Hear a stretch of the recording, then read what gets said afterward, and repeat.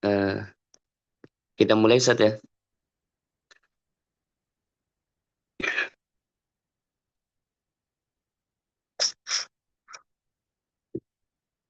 Bismillahirrahmanirrahim. Assalamualaikum warahmatullahi wabarakatuh. Alhamdulillah. Alhamdulillahilladzi hadana li hadza wa ma kunna linahtadiya laula an hadana Allah. Salatu wassalamu ala asyrafil anbiya'i wal mursalin sayyidina wa maulana Muhammadin wa ala alihi man tabi'ahum bi ihsanin ila yaumiddin amma ba'du. Alhamdulillah, pertama-tama kita bersyukur kepada Allah Subhanahu wa taala atas segala nikmat yang Allah Subhanahu wa taala berikan kepada kita. Salawat serta salam semoga tercurahkan kepada baginda Nabi besar Nabi Muhammad sallallahu alaihi wasallam sebagai rasul yang Allah Subhanahu wa taala utus di tengah umatnya. La nabiyya wala rasula ba'dahu. Tidak ada nabi dan rasul setelah Nabi Muhammad sallallahu alaihi wasallam.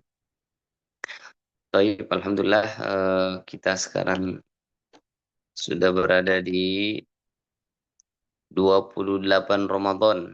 Masya Allah. Ini detik-detik terakhir di bulan Ramadan. Kalau eh, seekor kuda balap itu ketika berada di garis dekat finish, maka seekor kuda balap itu akan mengeluarkan seluruh tenaga terbaiknya, menghabiskan tenaganya di akhir-akhir atau ketika dekat garis finish. Maka kita orang mukmin, orang muslim di bulan Ramadan ini harusnya juga kurang lebih seperti itu atau bahkan lebih baik. Kita habiskan tenaga kita semuanya, kita maksimalkan untuk tilawah, ibadah qiyamul lail di akhir-akhir Ramadan ini. Baik, alhamdulillah karena Ustaz Ahsan juga sudah bersama kita. Langsung saja kami persilahkan pada Ustazul Fadil Ustaz Ahsan fal fadilatihi fal yatafaddal mashkura wa ma'jura. Tafadhal Ustaz.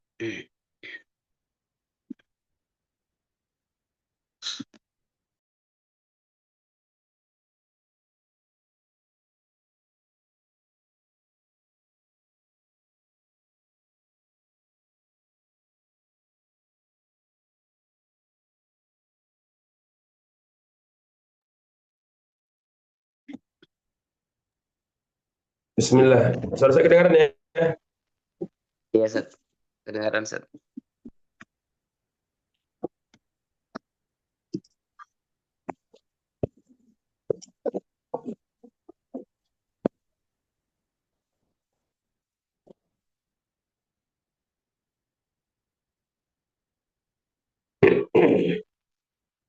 Bismillahirrahmanirrahim. Assalamualaikum warahmatullahi wabarakatuh. Alhamdulillah Rabbil Alamin. Allahumma salli ala Sayyidina Muhammad wa ala alihi wa sahbihi wa man tabi'a hudahu ila yaumiddin. Rabbi shrah li sadri wa yassir li amri wa hlul 'uqdatam min lisani yafqahu qawli. Subhanaka la ilma lana illa ma 'allamtana innaka antal alimul hakim. Allahumma 'allimna ma yanfa'una wanfa'na ma 'allamtana wa zidna ilma. Allahumma arzuqna fahman nabiyyin wal mursalin wa ilhaman muttaqin. Qalu subhanaka la ilma lana.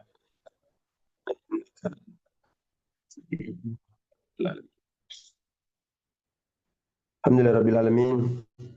Jamaah serta kajian tafsir online yang dimuliakan Allah Subhanahu wa taala.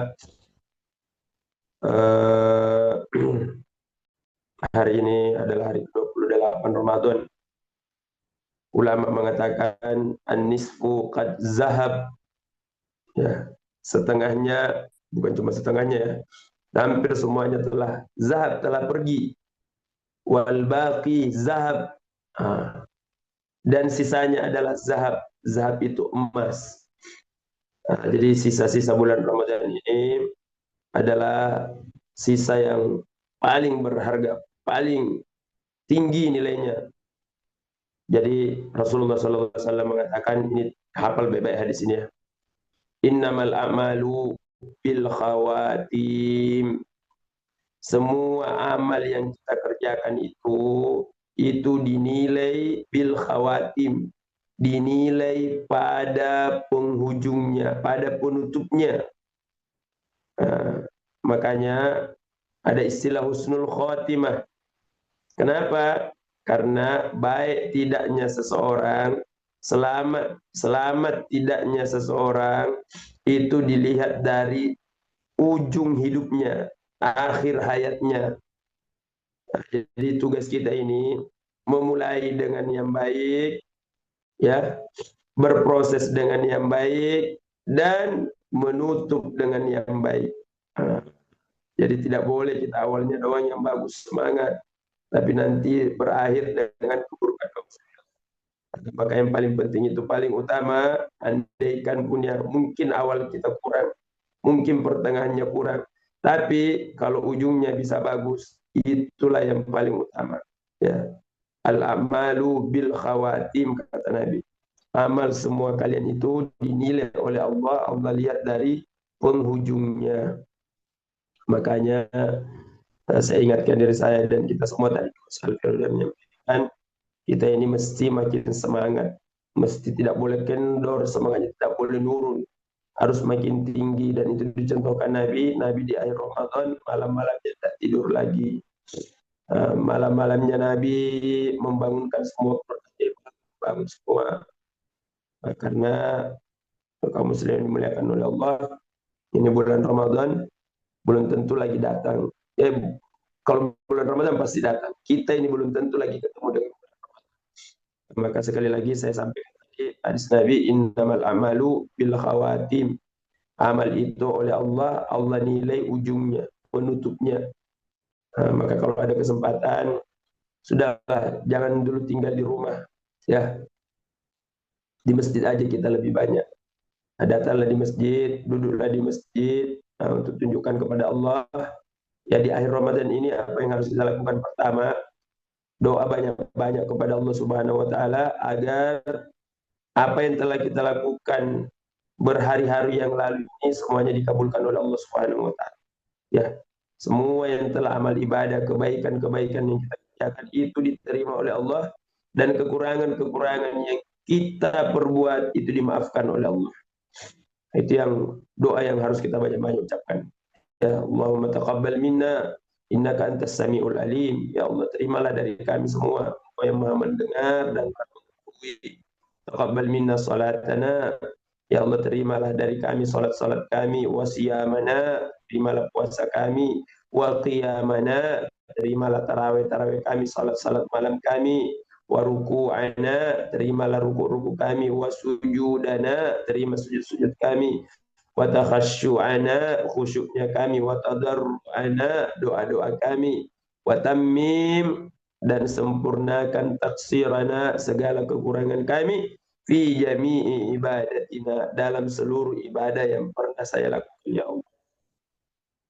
Nah, itu. Jadi doa kepada Allah agar dikabulkan, dan yang kurang oleh Allah.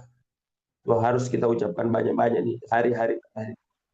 Kemudian yang kedua, kita minta sama Allah, ya Allah, la taj'al hadza akhir siyamina.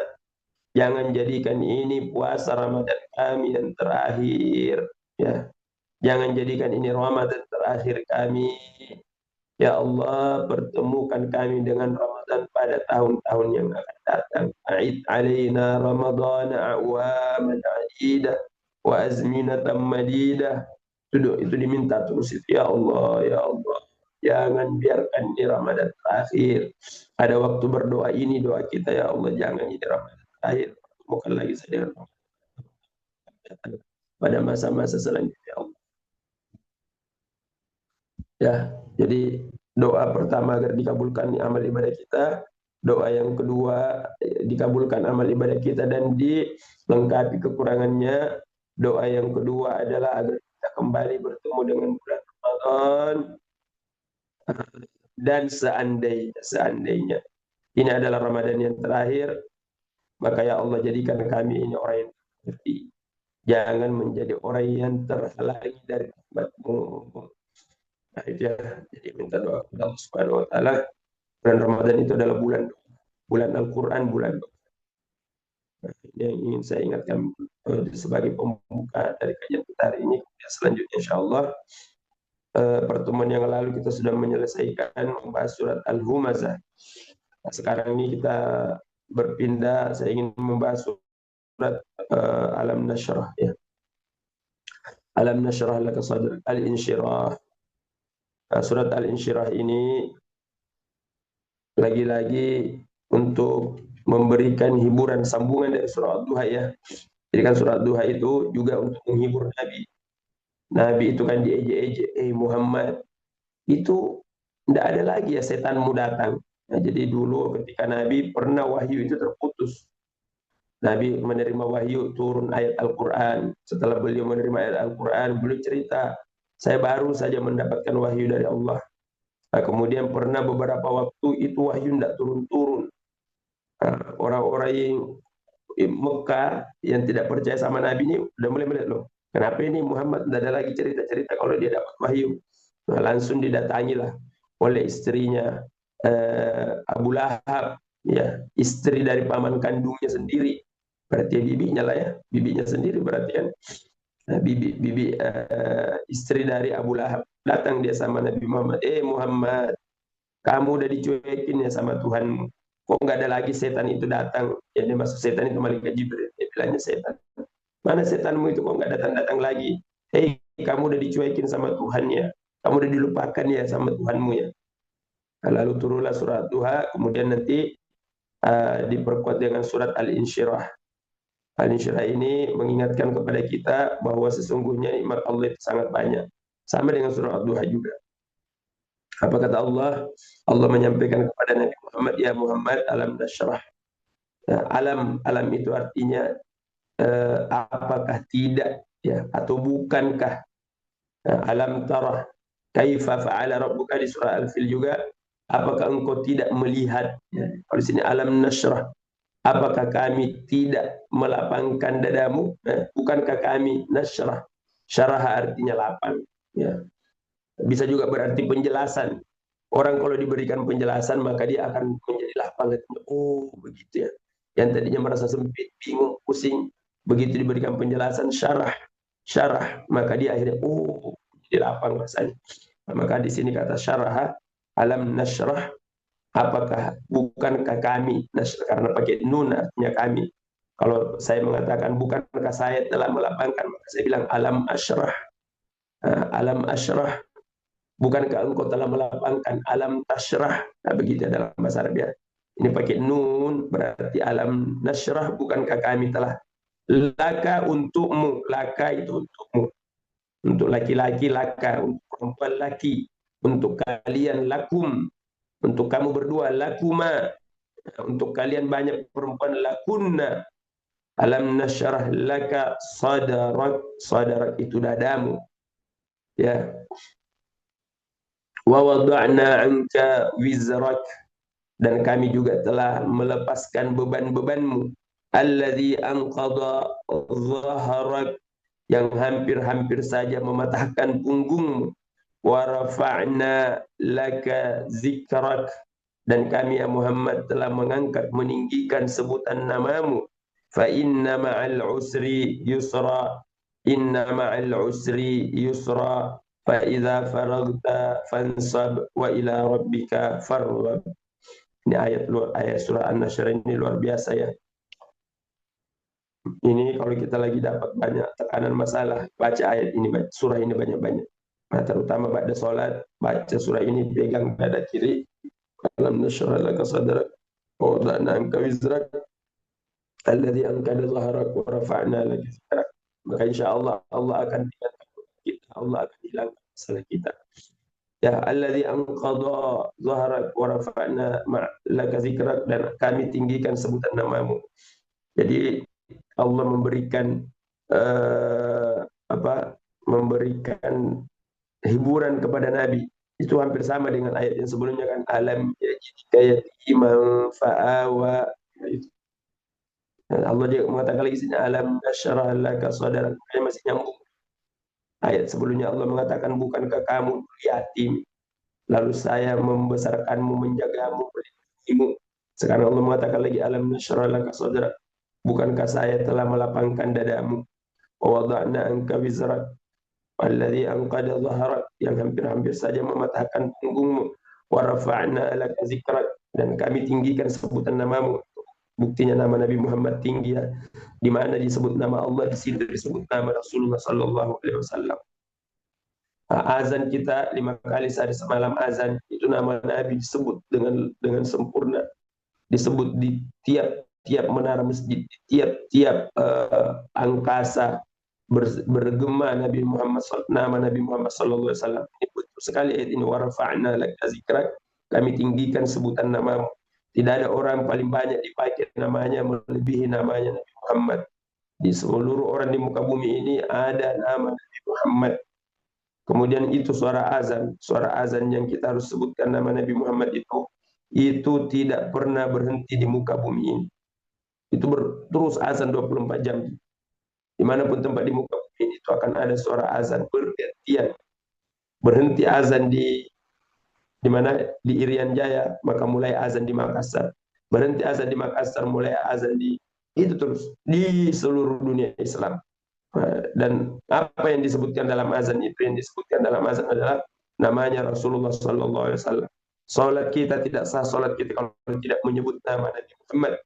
Allahumma salli ala sayyidina Muhammad wa ala sayyidina Muhammad. Tidak sah salat kalau orang tidak membaca salawat dalam salatnya.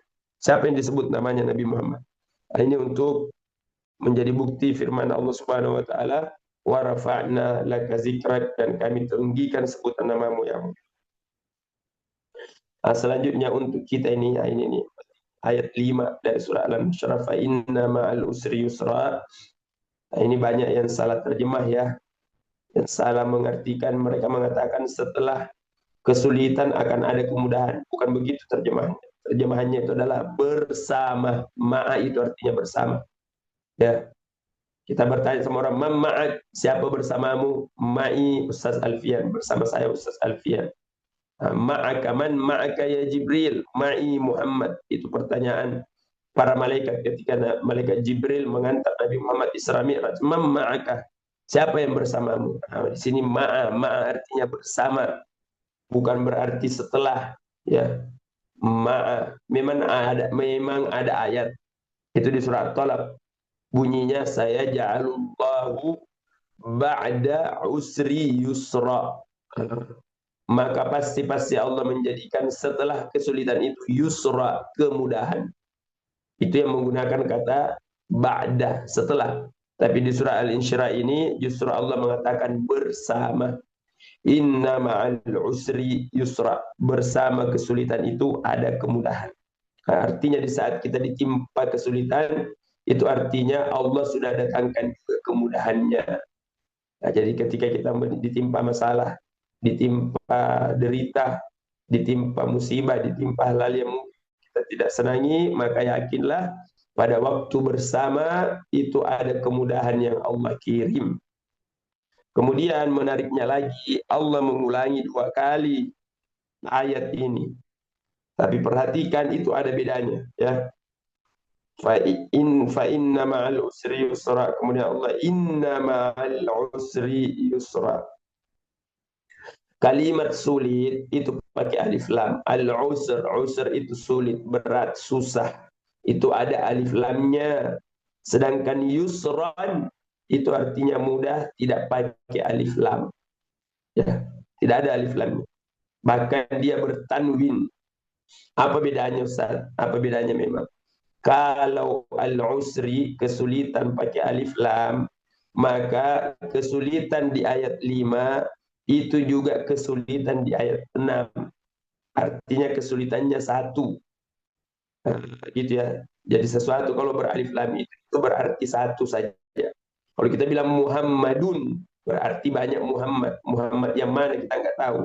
Tapi kalau sudah dibilang Al-Muhammadu, berarti Muhammad tertentu. Satu orang yang dimaksud.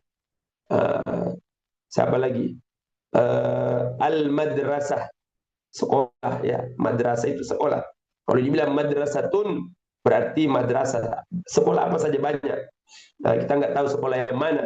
Tapi kalau sudah dibilang al-madrasatu, nah, berarti sekolah yang dimaksud itu sekolah tertentu. Masjidun, masjid mana nggak tahu. Apakah masjid Aubri, apakah masjid Al-Aqsa, apakah masjid Al-Fattah. Nah, kita nggak tahu karena dia masjidun. Namun kalau sudah dikatakan al-masjidu berarti sudah tertentu. Nah, di sini Allah menyebut kata al-usri yang berarti kesulitan itu pakai alif lam, artinya satu kesulitan itu ma'al usri yusran. Begitu menyebut kemudahan tidak pakai alif lam bahkan pakai tanwin itu artinya banyak kemudahan. Nah, ini yang kita harus ingat. Bersama satu kesulitan, Allah akan datangkan banyak kemudahan. Ya, itu. Contoh ya, contohlah yang kita rasakan. Saya sendiri ceritakan ini. Dulu Al-Quds itu gedungnya di Al-Islah. Kemudian kita disuruh pindah oleh pemerintah. Karena ini gedung menjadi berada dalam pengawasan Komisi Pemberantasan Korupsi. Berada dalam pengawasan KPK. Kalau itu berketerusan kita ada di situ, maka mungkin ada pejabat yang akan diciduk oleh KPK. Nah, maka dengan berat hati kita pindah. Nah, namun Masya Allah, ya, ayat ini betul-betul terjadi. Allah mengatakan satu kesulitan. Betapa sulitnya kita disuruh pindah, harus memindahkan banyak ruang-ruang kelas. Kita harus bangun, kita harus bikin. Namun Masya Allah, kalau tidak kita dipaksa pindah, maka mungkin tempat kita yang di polder itu, dan mungkin dulu masih sama kayak dulu. Hutan, tempatnya nggak jelas. Namun karena kita dipindahkan, Allah datangkan banyak sekali kemudahan. Nah, dikerjakanlah ini, dikerjakanlah itu. Nah, tukang yang bekerja itu, dia sendiri mengatakan kepada saya, Ustaz, selama saya jadi tukang belum pernah saya mengerjakan pekerjaan secepat ini. Bayangkan coba itu. Siapa coba yang memberikan kemudahan? Dan kita harus dikejar bikin kelas-kelas baru, bikin ruang-ruangan baru. Namun tukang itu mengatakan, seumur hidup saya jadi tukang, usia 50 tahun seperti ini nih, tidak pernah saya mengerjakan pekerjaan seperti disulap. Saking cepatnya selesai. Dia sendiri kaget dengan kemampuannya. Nah, saya mengatakan, oh ini berarti Allah membuktikan firman-Nya, fa inna ma'al usri yusra. Sesungguhnya bersama satu kesulitan Allah kirimkan banyak kemudahan. Alhamdulillah. Maka setiap kita dapat masalah, setiap kita dapat sulit, ingat selalu ayat ini, fa inna ma'al usri yusran, inna ma'al usri yusra. Satu kesulitan. Apalagi kalau dua, apalagi kalau tiga. Berarti Allah akan kirimkan makin banyak kemudahan. Tapi Ustaz, saya kesulitannya tidak berhenti-berhenti. Ya, karena kamu prasangka buruk sama Allah. Nah, maka ayat ini datang agar kita itu senantiasa berprasangka baik. Ya, di saat dapat susah yakin bahwa Allah akan ngasih solusi yang lebih banyak dari kesulitan yang kita dapatkan sekarang. Di saat kita dapat derita, maka yakin Allah akan berikan berita gembira lebih banyak daripada penderitaan yang kita dapatkan sekarang. Nah, jangan ketika dapat susah langsung, aduh, langsung dia sembarang pikirannya negatif semua, aduh susah lah ini, start mati lah ini, hancur lah ini, habis lah ini. Kenapa begitu cara berpikirnya? Kalau kita dapat susah, langsung mengatakan Alhamdulillah, Allah mau kirimkan banyak kemudahan. Itu yang harus kita bilang. Bukan malah putus asa lalu mengatakan selesailah saya, habislah saya. Nah, inilah penyakitnya kita manusia. Allah sendiri sudah bilang, ana inda dhanni abdi bi. Saya itu tergantung prasangkanya hambaku. Maka berprasangkalah kepada Allah dengan prasangka yang baik. Ya, di saat kita dapat sulit, yakin Allah akan ngasih solusi. Saat dapat musibah, Allah akan ngasih berita gembira. Saat dapat derita, Allah akan ngasih bahagia. Itu terus yang ada dalam pikiran kita. Jangan berlarut-larut dalam kesusahan dan penderitaan itu. Yakin Allah pertolong, yakin pertolongan Allah. Nah, karena yang membuat kita, ya, menakut-nakuti kita dengan kesulitan dan kesusahan itu setan. Setan pengennya kita ini menjadi lemah, menjadi tidak berdaya. Bahkan na'udzubillah sampai nekat bunuh diri. Ya Allah. Orang yang bunuh diri itu dimurkai oleh Allah. karena dia putus asa dan tidak yakin akan pertolongan Allah. Apa masalah kita yang Allah tidak bisa selesaikan? Semua bisa Allah selesaikan. Satu tugas kita yakin akan pertolongan Allah. Jangan pernah takut Allah tidak nolong. Ya, orang kafir saja ditolong Allah. Ya, apalagi kita yang setiap hari mengatakan iyyaka na'budu wa iyyaka nasta'in. Allah sudah bilang innamal usri yusra, ya. Fa innamal usri yusra, innamal usri yusra. Nah, jadi setelah kejadian ini jangan pernah bersedih di saat mendapatkan kesulitan, karena itu artinya Allah Allah pada waktu yang sama telah mendatangkan banyak kemudahan. Bagaimana caranya? Satu, yakin kepada Allah. Nah, prasangka baik sama Allah itu dulu caranya nomor satu. Nah, jangan langsung melihat, kenapa jadi kayak gini? Tiba-tiba dalam perjalanan bannya empes, maka langsung kita mengatakan alhamdulillah Allah datangkan kesulitan, ya. Jangan bilang Allah ada kesulitan terjadi berarti Allah akan datangkan banyak kemudahan setelah ini. Nah, itu dulu yang harus ada dalam pikiran kita. Setelah itu ingat ayat selanjutnya, faiza faragta, maka apabila engkau telah selesai dari sesuatu tetaplah bekerja keras. Faiza faragta, sudah selesai melakukan satu kegiatan, fansab, maka berlelah-lelahlah lagi, bekerja keraslah lagi. Ya, saya sudah pernah sampaikan, nasaba itu sama dengan di surat Al-Ghasyiyah, Allah menceritakan tentang penyesalan orang-orang kafir, amilatun nasibah. Mereka di dunia telah bekerja keras, mereka di dunia telah bercapek-capek, tapi ujung-ujungnya masuk neraka. Kenapa? Karena mereka tidak percaya kepada Allah. Nasabah itu artinya capek, lelah. Allah mengatakan, faiza faragta, kalau engkau sudah selesai mengerjakan satu pekerjaan, fansab, maka berlelah-lelahlah lagi, bercapek-capeklah lagi. Jangan menjadi kebiasaan selalu bermalas-malasan, ya, selalu nyari istirahat terus, mau tidur terus, tapi kita harus selalu selesai satu kegiatan, bikin lagi kegiatan baru. Selesai satu acara, bikin lagi acara yang lain. Itu terus kita dalam hidup ini. Selesai beramal yang satu, bikin lagi amal yang lain. Perintah Allah, faiza faragta fansab. Kalau kita kerjakan ini, maka tadi itu innamal usri yusran, innamal usri yusran, itu betul-betul akan datang. Kan Allah sudah bilang, satu kesulitan yang kamu dapat itu banyak kemudahannya. Gimana caranya kemudahan itu bisa kita dapat? Nah, itu kuncinya di ayat selanjutnya. Jangan berhenti bekerja, usaha lagi. Kerjakan lagi. Nah, yang bikin kalian akhirnya makin susah karena kesulitan itu dinikmati. Tidak mau dilawan. Tidak mau diusahakan untuk berpindah dari kesulitan ini. Makanya Allah tetapkan itu kesulitan sama antum, karena ya, kita merasa ya kesulitan ini datang untuk saya. Padahal kesulitan datang itu untuk membawa kemudahan. Nah, kemudian terakhir Allah tutup ayatnya dengan mengatakan wa ila rabbika farghab, dan hanya kepada Tuhanmu lah engkau berharap. Ini penting, ya, ini penting. Kenapa penting? Karena ini ada kata-kata yang tidak boleh dibiasakan. Apa itu? Usaha tidak mengkhianati hasil. Kalau ini kata-kata benar, maka semua orang berusaha pasti berhasil. Tapi ternyata tidak, kan? Ada orang yang kerja dari pagi sampai malam, siang sampai ini, tapi gitu-gitu aja hasilnya. Nggak boleh kita mengatakan begitu. Usaha tidak mengkhianati hasil. Ya, usaha tidak mengkhianati hasilnya. Itu tidak boleh dikatakan, tidak benar sepenuhnya kalimat itu. Nah, karena nanti akhirnya orang menggantungkan semuanya kepada usahanya.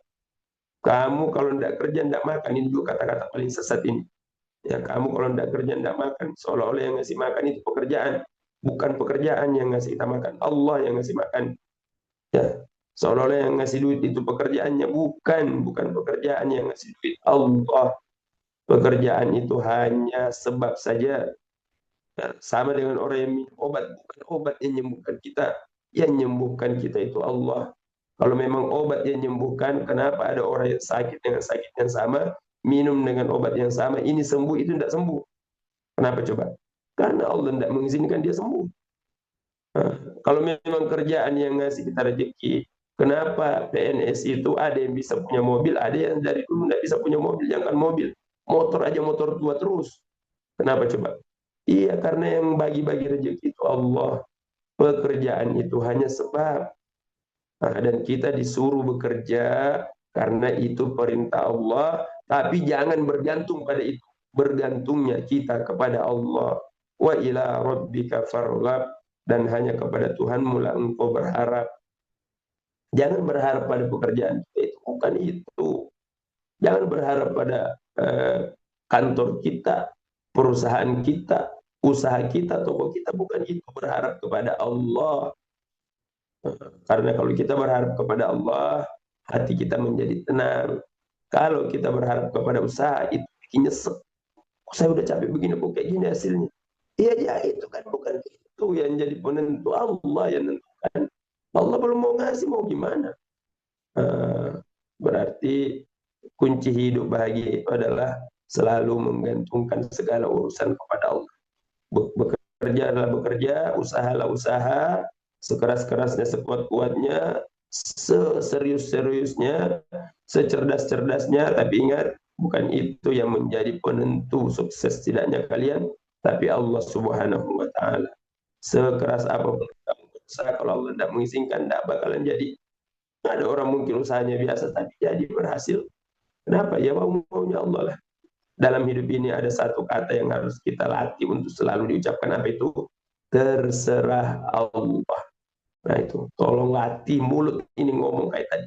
Terserah Allah, mau-maunya Allah. Apalah kita ini, kita hanya hamba. Hamba ini tugasnya kerjakan apa yang menjadi perintah tuannya. Allah nyuruh kita begitu, kerjakan. Allah nyuruh lakukan ini, kita lakukan. Allah nyuruh tinggalkan, tinggalkan. Nah, hasilnya kayak gimana? Ya serahkan kepada Allah. Nah, jangan nanti kita, oh saya udah capek, banyaknya perasaan yang ini, kenapa begini ya? Kan bukan usahamu yang menentukan hasil, Allah. Nah jadi itu ya, ingat baik-baik, ayat ini Allah turunkan kita agar kita menjalani hidup ini bahagia. Ya. Kita berusaha itu untuk dapat bahagia. Jangan berusaha malah jadi dapat derita, dapat susah. Nah, kenapa? Karena tadi menggantungkan hasilnya kepada usahanya, bukan. Kita gantungkan urusan kita, hasil dan segala akhir dari perjalanan ini kita serahkan kepada Allah Subhanahu wa Ta'ala. Nah, tugas kita adalah kerjakan saja, lakukan saja apa yang menjadi perintah Allah. Hasilnya nanti kayak gimana? Itu haknya Allah. Dia yang punya semuanya, bukan kita. Nah, ini mungkin yang bisa saya sampaikan. Sekali lagi, ya, selalu prasangka baik sama Allah itu dulu, agar kita betul-betul bahagia terus. Karena kalau kita udah prasangka buruk sama Allah, maka tidak bakalan dapat kebahagiaan. Setiap dapat susah, dapat sedih, dapat derita, ingat itu artinya Allah sudah mendatangkan bersamanya banyak sekali kemudahan dan kebaikan. Nah, cuma tugas kita satu, prasangka baik sama Allah. Yang kedua, usaha.